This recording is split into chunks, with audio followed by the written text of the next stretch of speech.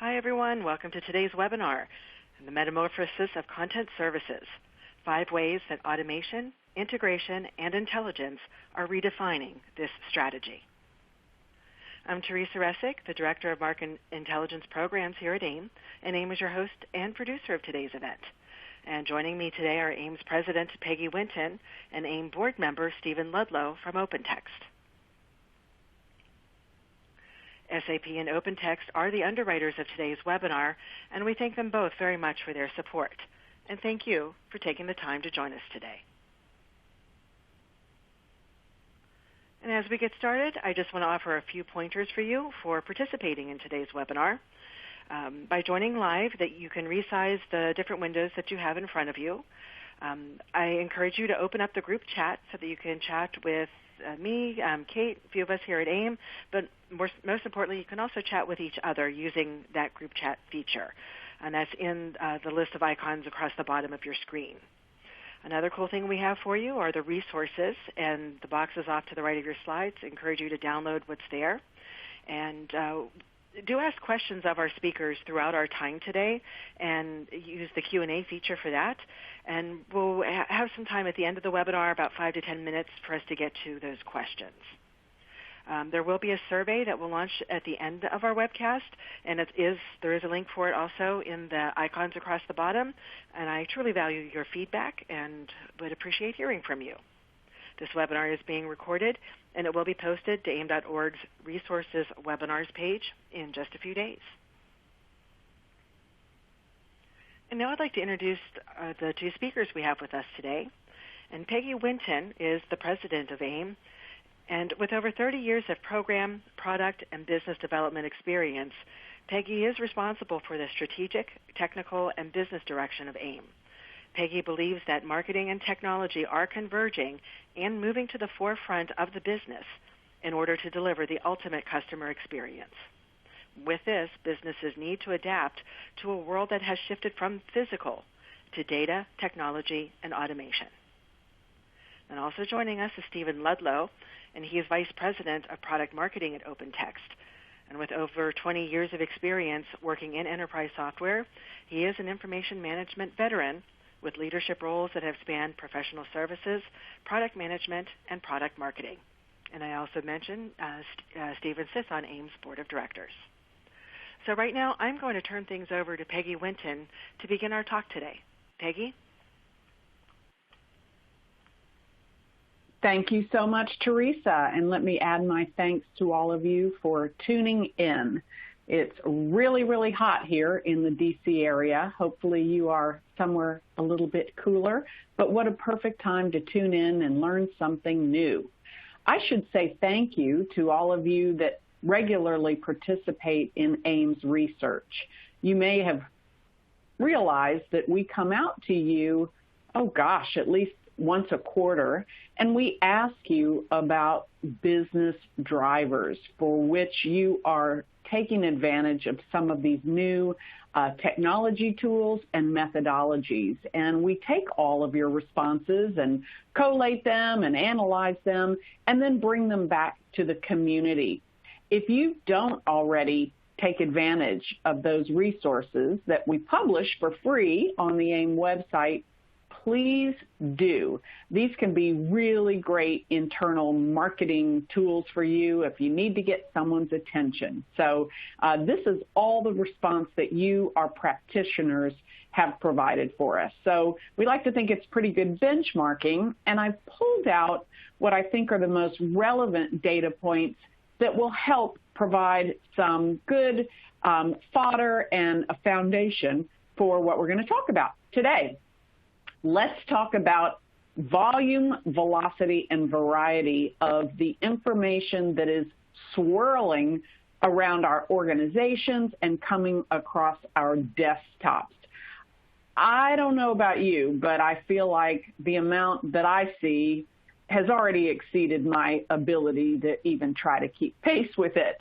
I think it was the University of California at Berkeley that always tried to put a size on that information. I know it's in the zettabytes now. And again, big data, pretty hard to keep pace with those challenges. When we asked you to look at your own organizations and how you feel that the growth of that information that you're having to manage and store and protect, how do you think it's going to grow over the next 2 years? You told us that it will grow more than 4 times. That's pretty significant. And if that wasn't hard enough, most of that, 60% to be exact, is unstructured. The kind of information that doesn't necessarily fit tidily into a database, doesn't have formal structure. Think of things like contracts or email messages or even conversations. So it's no wonder then that this rising tide of information chaos and confusion is just creating a whole lot of new demands for some new practices that we are the first to admit extend beyond what was traditional enterprise content management, ECM, with maybe a bit of an unrealistic belief or an obsession even in one content repository that would meet everyone's needs. Just not realistic. In fact, 92% of you believe that you've got to look beyond that ideal of a central repository, a sort of roped-off place where you would go and tap into content. You realize that you've really got to modernize your own infrastructures to meet these challenges. So in the next few minutes, we're going to talk about what does that mean? What does it mean to modernize your infrastructure? And I think we're going to give you some really good examples and some things that you can begin to practice right away. Enter content services.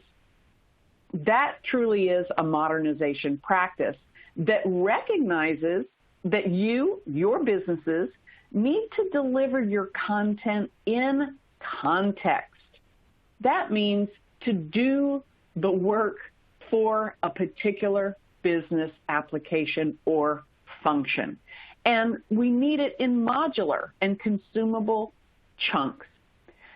Now, there's a lot of discussion about the technical components and labels and et cetera, but put most simply, content services addresses one key business objective. And that's really, how do you give users, how do you give all of us knowledge workers access to the information that we need when and where we need it, and then in the best format for the job to be performed? You've been hearing about that term, content services, for a few years now. So we could say that it's come of age. And Stephen and I are here today to bring you up to speed on what the adoption has been and how people really are leveraging it. And we've identified 5 key capabilities or drivers that we think realize its metamorphosis. So here we go, 5 capabilities. The first one, I know you all can relate to this. We need to break down those information silos so that our information is flowing freely across our internal and our external departments. And we asked you all about that. What's the most important reason to work on the content integration and migration aspect of your modernization efforts? And in way too many organizations, that siloed content repositories and siloed and disconnected process applications, it's creating an environment in which we workers have to almost act like we're human system integrators. We're doing a lot of copying and pasting of information from where it's stored to where it's needed. And I think most of our organizations understand the problems that are created by that, just overflowing and incompatible information silos. We really recognize there's a need to do something finally about it. And when we said, what is the most important reason for undertaking such an initiative among all of these things?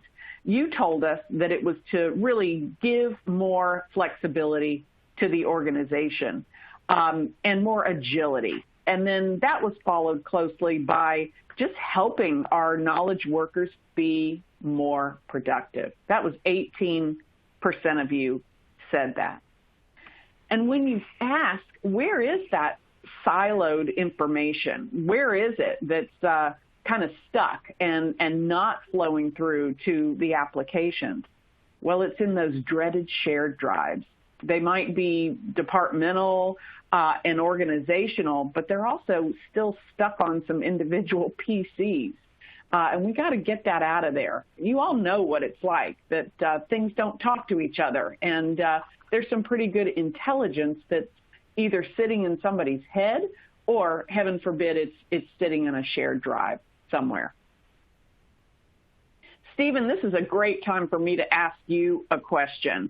I'm just amazed at how many of our community members still say things like, well, we have our financial documents in the shared drives because that's our policy, or we have to do what the auditors say. When you look at your customers, how are they getting their organizations to just think differently about those old ways of working and sort of hanging on to their information that might be stuck in those silos? What are you seeing, and what do you all advocate? Yeah, hi, Peggy. I think actually, to a certain extent, putting aside the sort of scare tactics that we often put into people around the security associated to file shares or the retention and disposition requirements associated to file shares and our inability to do that, I think putting that aside, I think we have to always think about in particular, our business documents as being documents first, thinking about not the systems that are managing them, but what we want to do with our documents, and that documents are really part of a business process most of the time. And those, as such, being part of a business process, need to be accessed very often in very different places in very different ways. And simply putting information into file shares or even on the desktop, clearly we're missing a lot of the contextual information around that information that might be available in your lead application. If you're dumping from your financial system into a file share, you might be able to access some of that context within your financial application. But when other people try to access that information, typically it's very difficult, and that's quite truthfully where we run into issues where people complain about inability to find documents inside the organization, the requirement for enterprise search, which has always been this sort of panacea that's been very difficult to actually come up to, and also the issues associated that our records managers and information governance professionals always worry about, which is how do we understand the value of content and how do we determine how long we keep it, how long we get rid of it. And so the fundamental starting point for me around most of this is how do we provide ways of those fundamental things in our business, which are the documents, to be accessed throughout a business process, and in doing so, make them more valuable. And to sort of add into that as well, I think what is really interesting inside of many organizations today is that business process itself is sometimes spanning obviously within the organization, but obviously lots of times now where organizations are trying to manage their information both inside, outside to partners, third-party vendors, et cetera, and then back into the organization as well. And so when you think about the capabilities around file shares, those things become very difficult. And I think that's how we get organizations to begin to think differently about what they're doing with their content, really starting with what is it you're trying to achieve, and is that possible with our existing methods? So I think that's a good starting point anyways, Peggy. You bring up such a good point, because the key driver in digital transformation is this need to anticipate our customer needs. And you've been part of those discussions at the board and at our leadership council, where we realize that yes, we are serving an extended universe, and nothing says bad customer experience than forcing someone to wait for the sort of swivel chair kinds of processes that make people stop. It's got to be as seamless and as smooth as possible. So perhaps, and that takes us to capability number 2, perhaps it really is all about content automation. We know through the years that, humans are terrible at tagging and at dragging and dropping. So we want to really push that content automation to the best that we can. And that wasn't always the case. You've been around for a while, and so have I. In that sort of first wave of process automation, many of our organizations focused just on those large-scale, mission-critical, and you said it, very document-intensive processes. So for our audience, think of like a huge document scanning and management system at a large financial services institution. Those capabilities used to solve this first generation of problems, I don't think you could ever accuse them of being inexpensive or easy to use or agile. They were complicated, they had long implementation cycles, but the business sort of tolerated it because they were seen as pretty critical, and the ownership was in the hands of just a few document and records and content specialists. Nobody else really understood it. So it was accepted. It was tolerated. But several things have happened since then. Our need to serve our customers better, the consumerization of technology, automation, those needs have moved way beyond that core set of initial ECM processes. So now our organizations are looking for solutions to be more nimble, more agile, and more easily deployed by the business, not so much IT. After all, who better than process owners or line of business owners to lead the most impactful content-driven initiatives? Somebody said something at one of our Leadership Council meetings that really has stuck with me, that organizations need to invest in the system or tools that are going to make the biggest impact on the business that they are in. And I think in a digital transformational world, we have to rethink, what is the product? What is the service that we are actually providing to our customers? And it is the business that is driving those changes because they are on the front line of the customers. So that's where low-code application platforms have really had a lot of adoption now.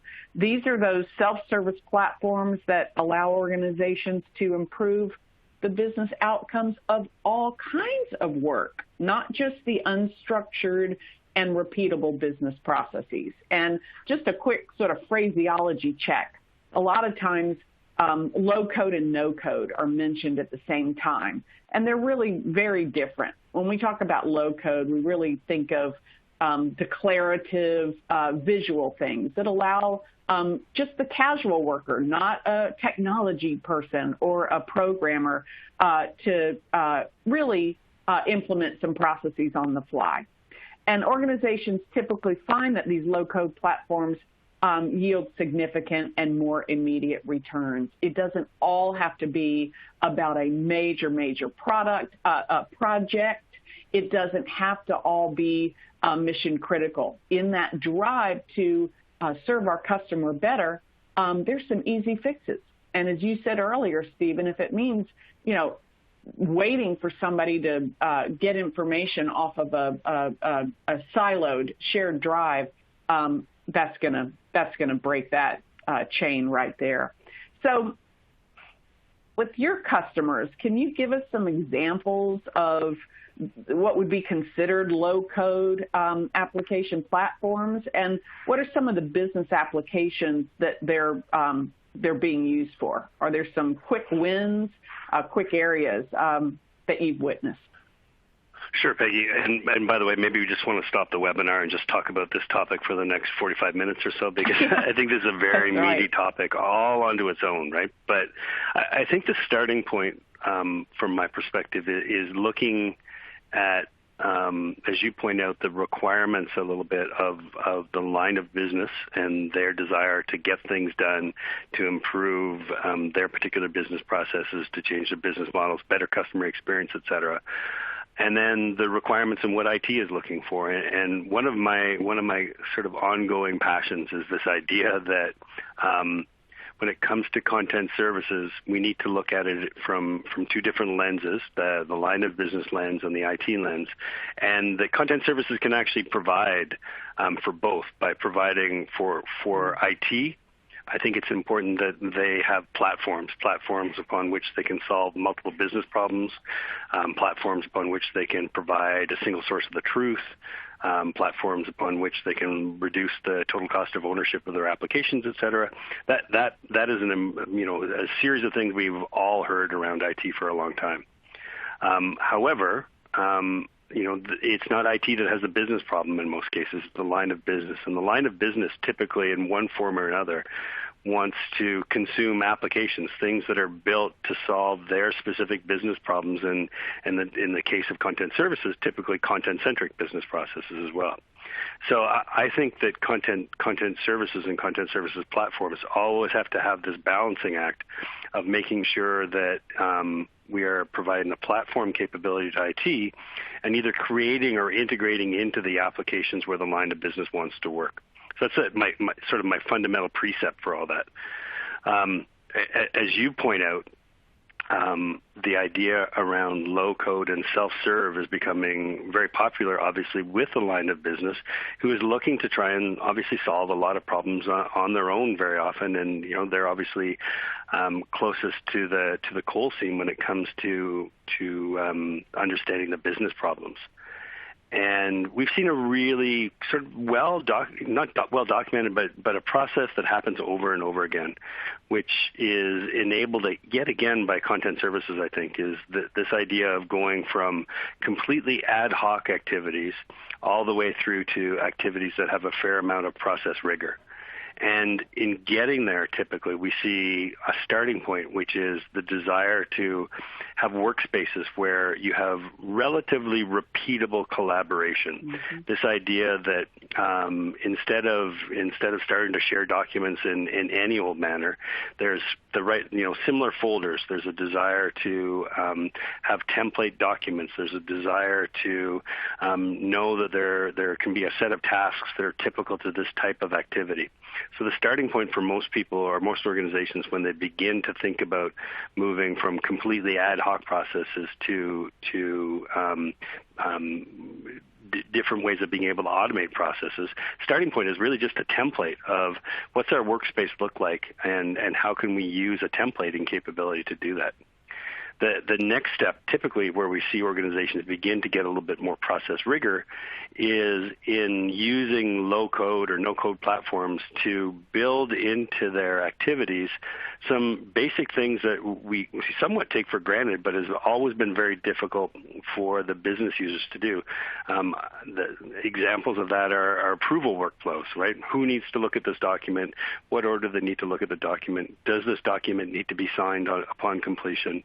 Do we make sure that we've got the right audit trail? So process rigor starts with the business users beginning to put their own rigor themselves into the way that they're working and being able to use an application to be able to demonstrate that and make it more automatic. And that flow continues, we find more and more, is that if the business gets to that point, there will be a point where they turn to IT and say, we think that our business process now is in the kind of shape where we think we need a built-for-purpose application. It might be something around case management, but typically we find a built-for-purpose application, and maybe the line of business will go out and say there's lots of cloud applications out there that we want to be able to acquire. And this is, again, where we find that balancing act of IT and the line of business.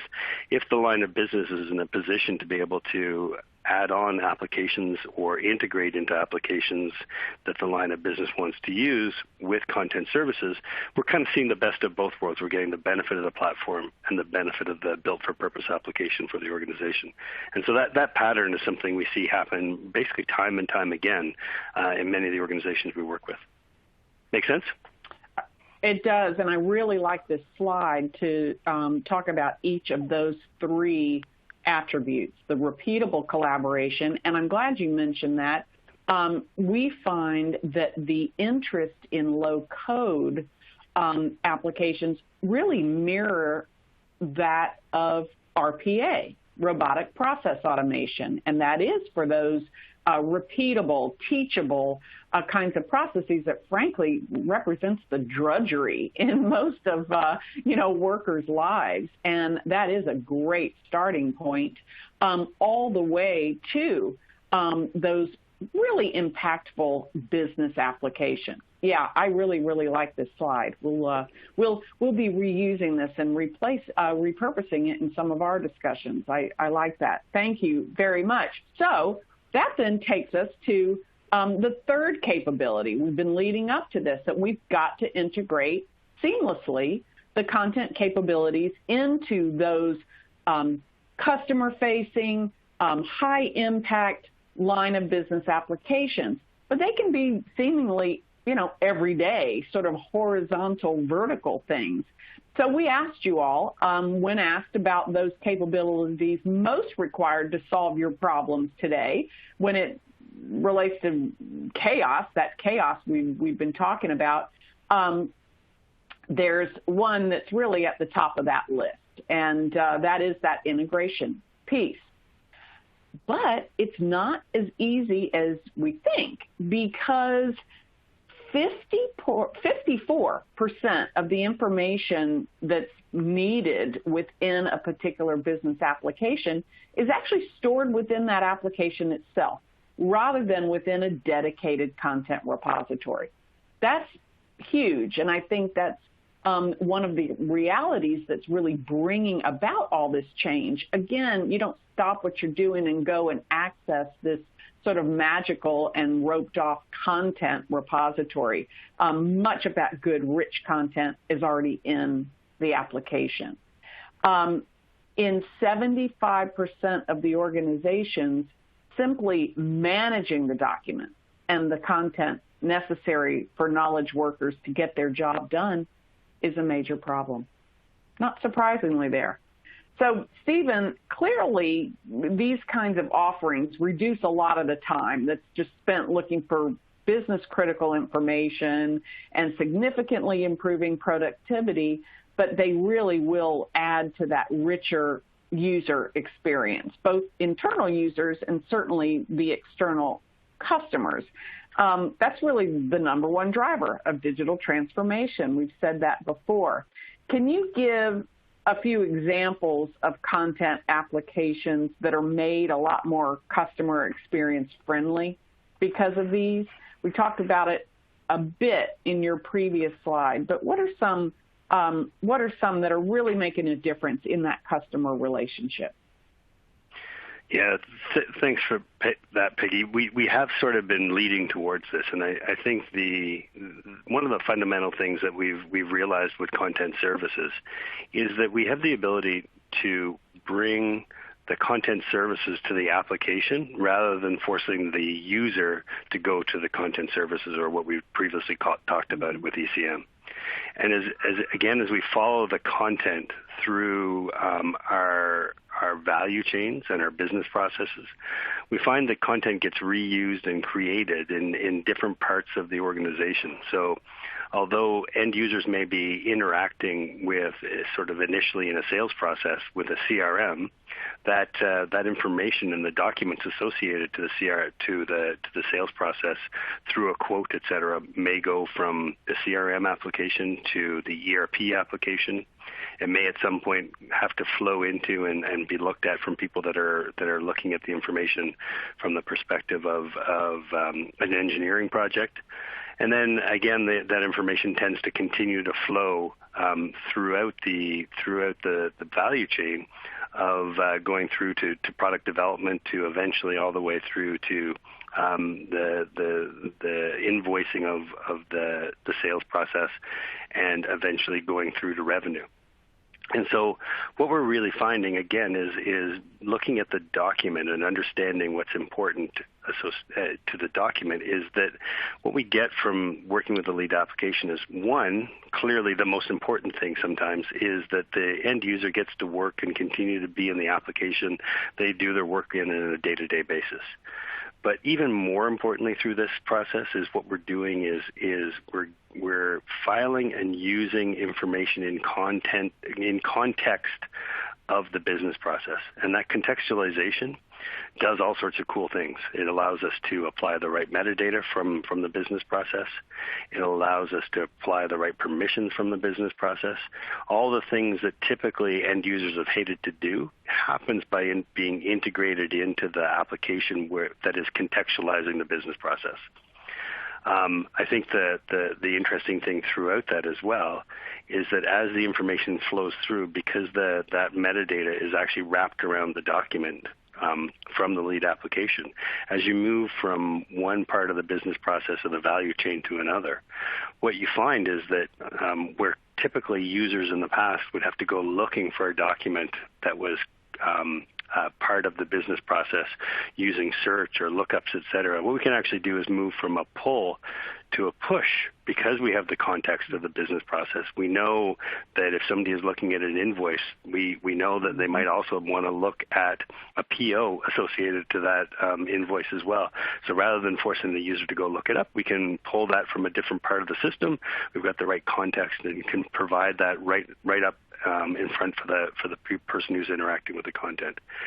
Fundamentally, a really different way of looking at the way that we've managed content in the past, which is this repository where we would go to look for things and push things into something that's integrated into the things that we're using and on a day-to-day basis, and providing at the same time and using the context of the business process they're working in to get all the right information to make that information valuable.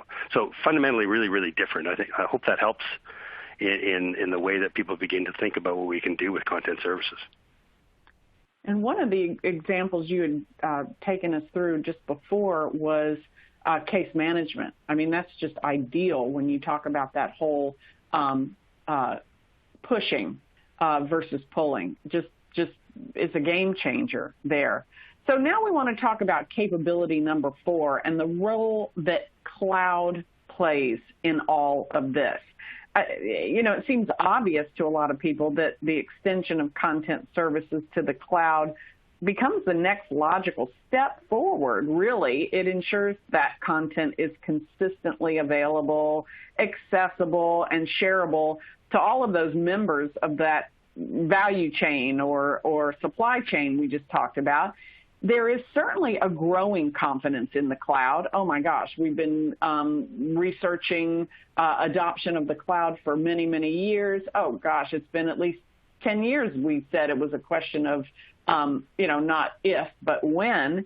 And now a shift is finally emerging where business leaders and department heads are pretty quickly identifying impediments to their team's effectiveness, and so they're not hesitating to introduce cloud-based technology, even starting with just some departmental operations. And they're also starting to recognize that cloud isn't just about storage. It's not just about cost savings, not just about mobile access and flexibility. So it really represents a unique opportunity to rethink and reconfigure how the business processes can evolve. It's also got the potential to enhance that personal productivity and the overall efficiency with some governance and control built in, because I think that's certainly been an area where there's some hesitancy. When you look at your customers, Stephen, do you see any main factors that are holding them back from a full cloud migration or utilization of cloud-native applications? Is it security, loss of control of processes? Is it dependability? Which, or are there others that are big factors in a hesitancy to move to that? So I think there's a lot of answers to that, Peggy. Maybe put a couple of things to rest, however. We find more and more with our customers at this point, the idea of security and control. Still important, obviously, but not the fear, uncertainty, and doubt that we heard 3 or 4 years ago. What we're finding more and more now is organizations are making, strangely enough, rational business decisions about what they're doing and what their journey to the cloud is going to be. And in a lot of cases for organizations, their journey to the cloud is actually, order of operations. What are the most important things that we need to do? What are the low-hanging fruit that we can attack? And then, frankly, from that point forward, it's what are we going to do next? What's the complexity of the issue that we're going to be addressing? And so, as I pointed out, I think we found sort of that first phase of low-hanging fruit. We're kind of at that point where we've made it there. So things like migration of email, et cetera, that's a starting point for most organizations. And now we're beginning to move into other applications. And as the slide points out here is that one of the things about content services, if you step back and say, if we're effective in content services, we're going to be integrating with lead applications, we're going to be integrating with business process. Frankly, those business processes and lead applications will have a mixture themselves of whether or not they're on premises or in the cloud. And so what's happening, we find, is that organizations are going to take a pragmatic approach to determining whether or not their content services need to be on premises. They're going to take a pragmatic approach as to whether or not they want to adopt SaaS, or whether or not they want to adopt essentially private cloud with the flexibility available from private cloud. So again, organizations and IT organizations that support them are very, very intelligent and very, very pragmatic in their approach to cloud, I think now, as sort of organizations realize in some way or another they're moving to the cloud. I think my best example is everybody is moving to the cloud, even if they're not moving to the cloud. There are some organizations, in my opinion, that may never actually move to the cloud. And the best example we have as a customer, it would be a nuclear plant. If that nuclear plant doesn't want to move their information to the cloud, that's fine by me. If they want to moat around their information, that is absolutely fine by me. However, they are still very much adopting the practices we would attribute to the cloud in terms of the agility that they want, the way they want to manage their data centers. And so the content services applications and the integrations that they need still have to be cloud-like, whether or not they're adopting them on an on-premises world or in a cloud world. And so our view of the world is for the foreseeable future, it will be a hybrid world for content services, even as organizations like SAP become more and more cloud first. We're going to continue to need to work with the content where it happens to live for quite a long time. We know that content has quite a long tail, and organizations are keeping content for long periods of time. And so we kind of think from a content services perspective, whether you're keeping your content services on premises or whether you're keeping it in the cloud, it will be a hybrid world integrating back to both of those different places.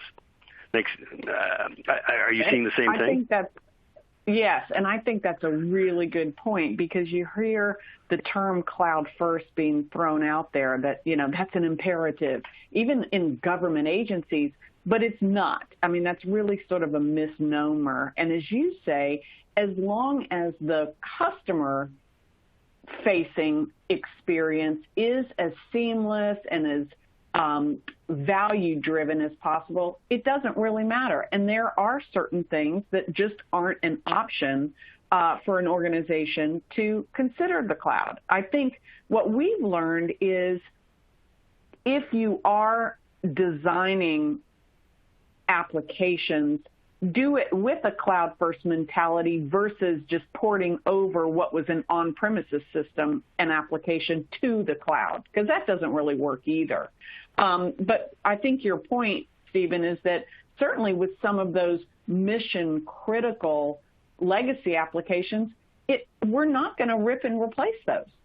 It's okay as long as the integration is there and that the customer and user experience is as friendly as possible. It's not easy, and I think that's where our IT professionals continue to play such a big role, even with the low-code environment and more power by the business users. Would you agree with that? Absolutely. Thanks for making that point. Cloud first is not always the way to go. I think that's great. So our last capability is if so much of this information is of the unstructured type, we already talked about how it is growing so rapidly, different variety, different velocity. What are we going to do to turn that unstructured and potentially very valuable information into machine readable? That's where the real scaling comes. That's where we can do good things, either volume-driven or value-driven. And traditional content management capabilities they're becoming more commoditized. They're shifting from a source of competitive advantage to almost table stakes in a much bigger value proposition that's centered around that process automation and machine learning, that whole semantics and analytics value.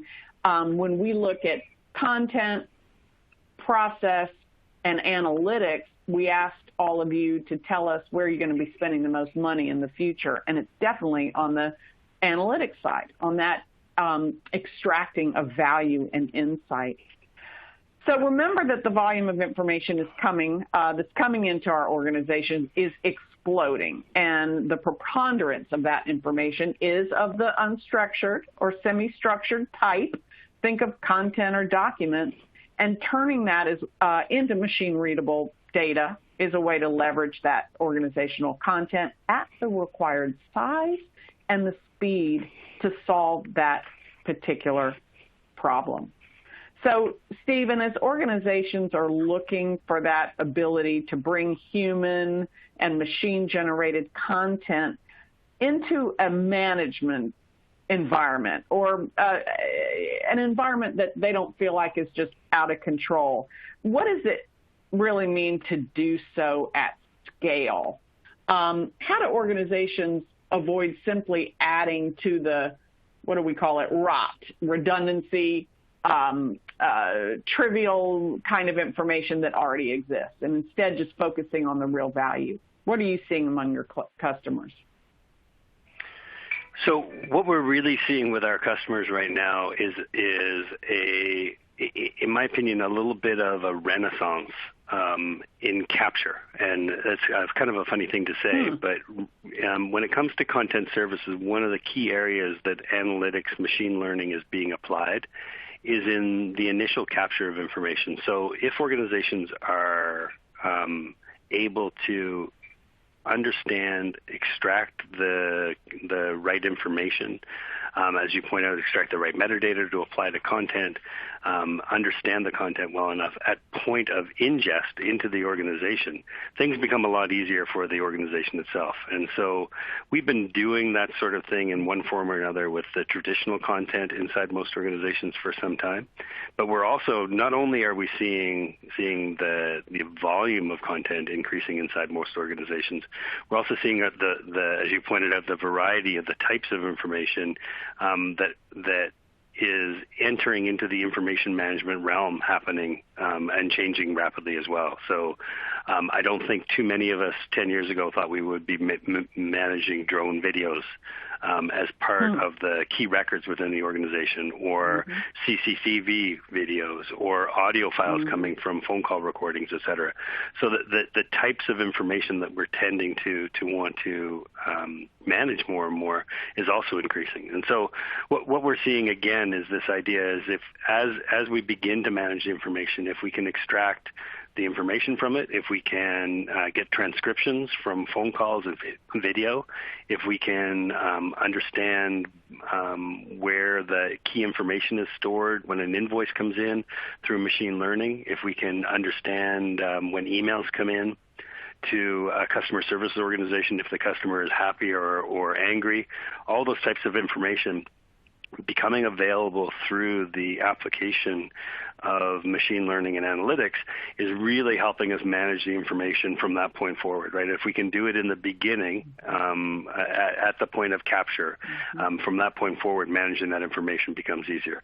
Obviously, organizations are going back and sort of retrofitting some of their information as well, but if there's one sort of piece of advice we can do in terms of managing both the volumes that are increasing and the different types of information that have become the document, I think one of the biggest ones would be in ensuring that you are extracting the right information at the point of capture or the point of ingest into the organization. And I think a lot of that renaissance, maybe to tie things back around to the full circle to where we started our conversation today, a lot of that renaissance is coming from new expectations in the organization, brought about by this idea of robotic process automation, where it is possible to capture information from different types of documents and screens.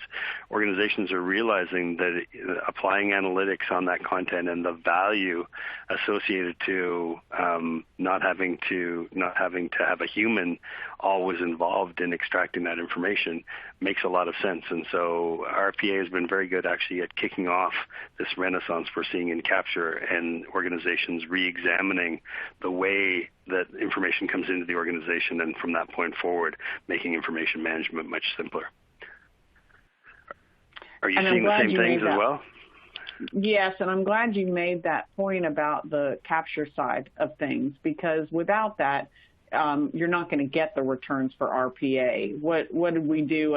Kind of play on the Roomba little vacuum thing that swirls around people's rooms. Well, when it hits a chair leg or a stair step, it's pretty much stuck. It can't perform what it wants to do. And without good captured information that allows the RPA to do its stuff, the inputs are just not going to be there. So I'm glad you made that point. And leveraging all of that, yes, that's where you get to scale. And I think we've finally assured our workers that they are not going to be replaced by bots. What we hope is that mundane kind of lower value work is what gets off their plates and allows them to focus on high value, much more exciting and much more fun work. So maybe some retraining will be needed, but it won't mean they're necessarily out of a job. And I like the human and machines. You've got to train your bot, you've got to teach your bot, and that's where humans come in, and there will always be a role there. That's our story, I think, at least. I think there's been a common thread through much of our discussion today, which has been around managing information in general.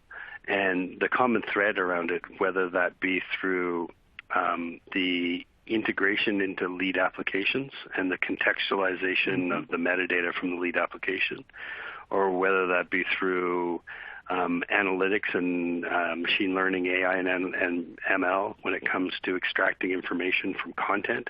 The common theme typically is taking what we have from an unstructured content perspective and changing that into structured information in one form or another that can be applied as metadata, so that we can interact with that content, both from the perspective of the value of that content and making it available to the right people at the right time in the right application, and interact with that content again from the perspective of the risk and cost associated to it, so we know the security we need to apply on it, the records management and retention policies that need to be applied, how long we need to keep it, and when we can get rid of it. And so fundamentally, from my perspective, one of the key things that we're doing with content services is solving some of the biggest problems and the gnarliest problems we've ever dealt with when it came to dealing with content in the past in our repository mindset, where people had to show up and dump stuff into a folder somewhere. We're changing that around, I think, with content services and adding AI and analytics where it makes sense and integrating where it makes sense so that we can solve some of those big problems. And hopefully that's what people are taking away from today's webinar. Thank you, and I can't add anything better to that. So we talked about the fact that it is the partnership with OpenText and SAP that is really providing all of these capabilities, and I appreciate the really great summary about what we've talked about. Anything you want to add? What do people get when they partner with your partnership? So OpenText and SAP have been working together for the better part of 25 years, and we've been great partners for each other throughout those years. I think the very basis of the beginning of the relationship between SAP and OpenText was really about marrying the structured information that was found in SAP and the unstructured information that was being managed by OpenText. And we've continued to make that relationship work based on that very premise, the idea that the structured information being delivered by and managed by SAP was contextualizing the information with metadata, et cetera, that was being managed by OpenText. And from there, began to deliver more and more solutions based on the different business processes that SAP supported and the requirement most of the time in those business processes to manage documents in a very the specific way, depending on their compliance requirements or their collaboration requirements, et cetera. And so when you bring together OpenText and SAP, what you're really doing is marrying the structured information and the unstructured information and providing both in a contextualized manner. And that's been what's been so fun to build out over the years with OpenText and SAP. Great, and I believe you refer to this as the intelligent enterprise, and that's the package that you get. And I love that. I hope everyone on the call, on the webinar, understands that AIIM actually changed what our acronym meant to incorporate intelligent information management. And we really appreciate that OpenText and SAP have aligned with that. And it is all about intelligence and intelligent information. So thank you so much about that. I know we want to move on to some of the questions that have been submitted. We don't have a whole lot of time. People have places to go. I've got to jump on an airplane, but we'd love to take one or two. So I think with that, Teresa, I'll turn this over to you to coordinate. Thank you. And we've been listening to Peggy Winton from AIIM and Stephen Ludlow from OpenText. I do just want to point out a couple of things before we get to some questions here.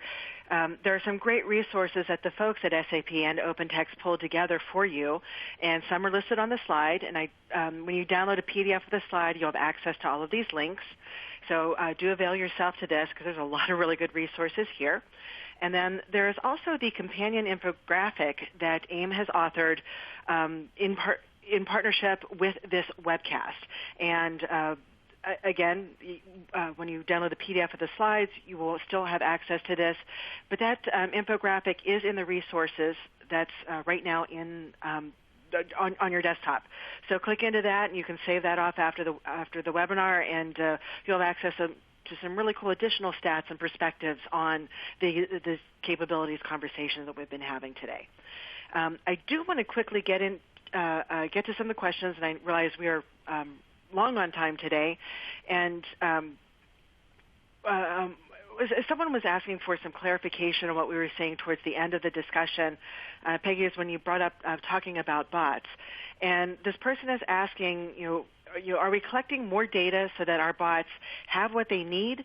But is that a risk, given that regulations tell us that we should only collect what we need to know? Can you just clarify that a little bit more? And both of you feel free to chime in on this answer. I'll let Stephen talk about how their solution deals with that. But what I know is, again, you can train your bot to take any information that is important to that decision, to that process and workflow, and you don't have to collect everything from the bot. You really don't. I mean, that's where the human role comes in to determine what is value add. Now, a lot of people always talk about dark data, the fact that some of it is rot and really does need to be responsibly disposed of. Others say, oh, but you never know what sort of value nuggets are in there. I think it's a judgment call, and I know that people are particularly twitchy about all this, given new regulation like GDPR when it comes down to personal data. How do you all manage that process, Stephen? I think just like you said, I think organizations, when they're looking at saving everything forever, have always run into issues, and there's always been, as we march towards this idea that information is our most valuable asset. It is our most valuable asset, but just like anything else, it can gum up the works. I think organizations need to look at what is valuable to them, and from a regulatory perspective, obviously, what they're supposed to keep and what they shouldn't, and go from there. I think if you think about what we're doing to train machine learning models, et cetera, is that we want to make sure that we're training them with good information, and that's part of the art and science and process of associated information management, is understanding what you need to keep and what you need to get rid of, both from a value perspective and from a regulatory perspective.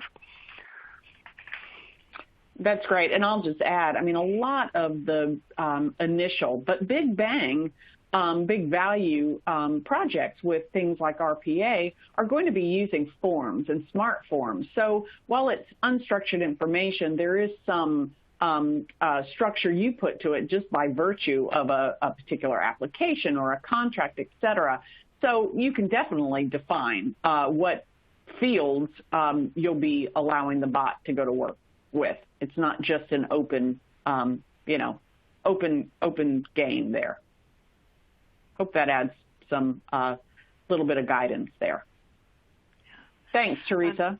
Thanks, Peggy. And something else I just wanted to mention, hopefully you're aware of this, that AIIM has recently updated our Certified Information Professional exam, and this is an awesome certification to have that is, and we have a class that deals with the foundations of intelligent information management. As we said, that AIIM changed our name and what that acronym stands for because information management is so encompassing.